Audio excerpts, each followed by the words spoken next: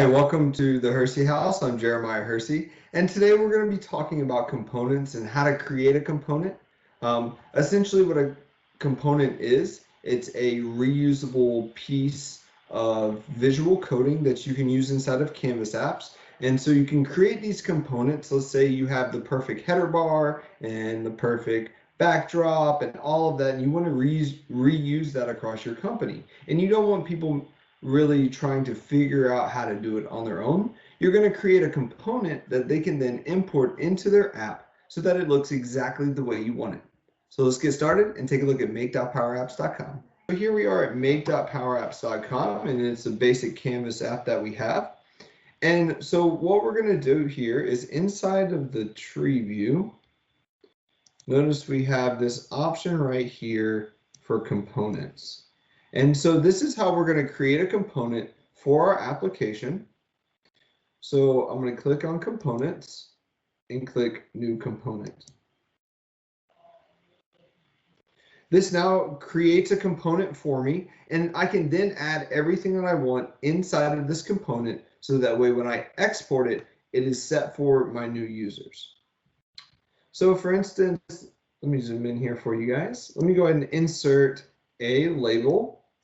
And a couple things you need to know about a component: you cannot insert a form into a component or a data table inside of a component. Notice that these two items are grayed out at the top, so we cannot use that inside of a component. So I'm going to make this, let's say, enter header.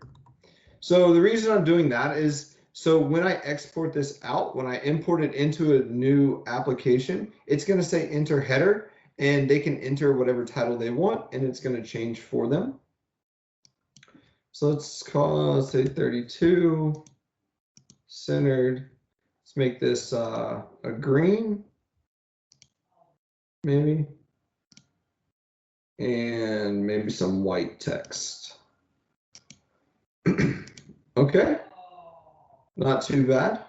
All right, so let's go ahead and add another piece to this. Let's go ahead and fill the background color with a lighter color green.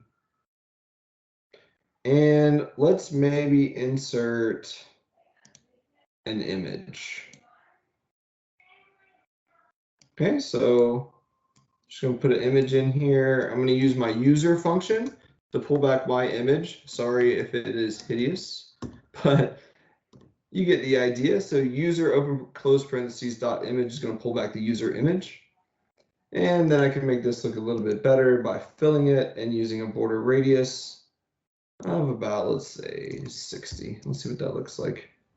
Gives a nice little rounded image. You can manipulate it so it looks more like a circle. And so we have these three different pieces of our component.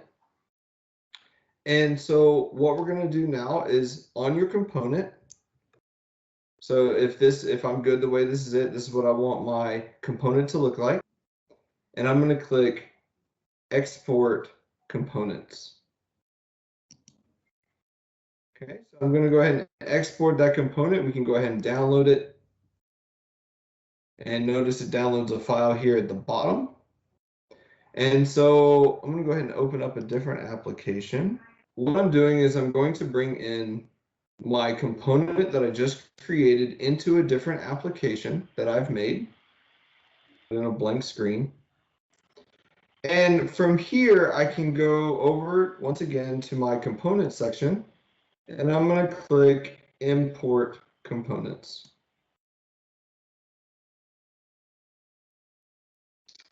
And so we can upload a file. So I just recently downloaded it. So here's my component right here in my download section, and I click open. And notice that it creates that component inside of my application. Everything's ready to go. Super awesome. And so if you're creating the same header and the same background and the same image and a lot of the same things in everything that you're doing, components are definitely the way to go. Additionally, what you can do is inside of make.powerapps.com, there's also something called the component library. So inside of your apps, next to apps is component libraries. And so if there's going to be a component that you're going to use over and over again, you can create a component library so that you have all of your components housed inside of that, and you can reference that. So let me show you how to reference that because it's a little hidden.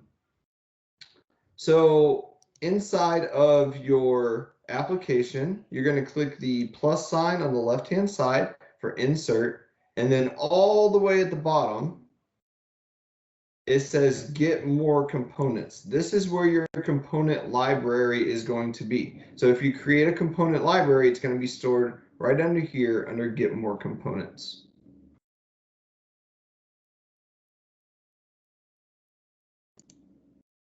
I hope you can use these components to make your headers dynamic, and so that as you're using them for your business cases, that you don't have to keep recreating the same objects, the same thing over and over again. Components are definitely the way to go.